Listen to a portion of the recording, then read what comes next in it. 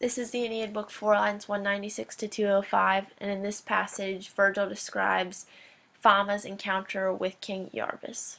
The passage begins with Protinus, so immediately she, referring to Fama, turned away her course to King Iarbas. She both kindled his mind with her words, and Agerat piled up anger.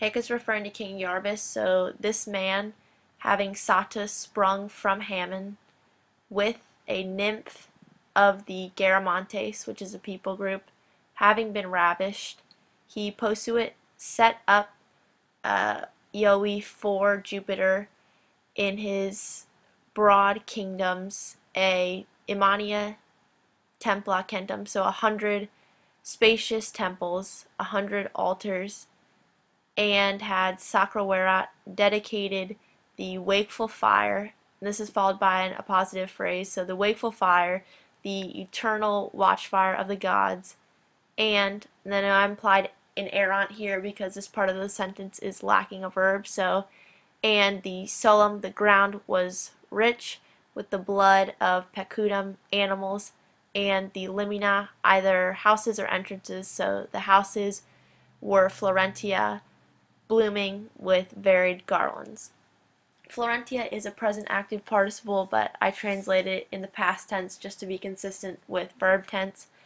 And then, although I implied an errant at the end of the sentence, you can also do it a different way and continue the Sacraverat verb and take anything I put in the nominative and instead put it in the accusative.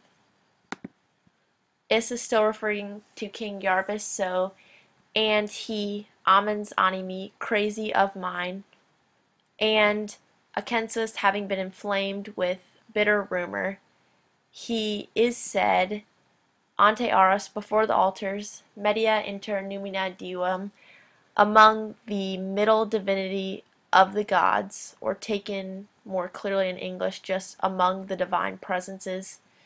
Supplex as suppliant, he, to have, orace, entreated, Jupiter for many things with manibus supinus, with upturned hands. So I know that's a little bit confusing, but just to make it more clear, the dicitur is he is said, followed by the orace, which is he is said to have entreated, and then all the rest kind of fills in the details. The orace is a perfect active infinitive, which is a syncopated form of ora visse, and multi ioem is a double accusative with that same verb. So I'm just going to go through and read this entire passage one more time because I know it can be choppy at some points.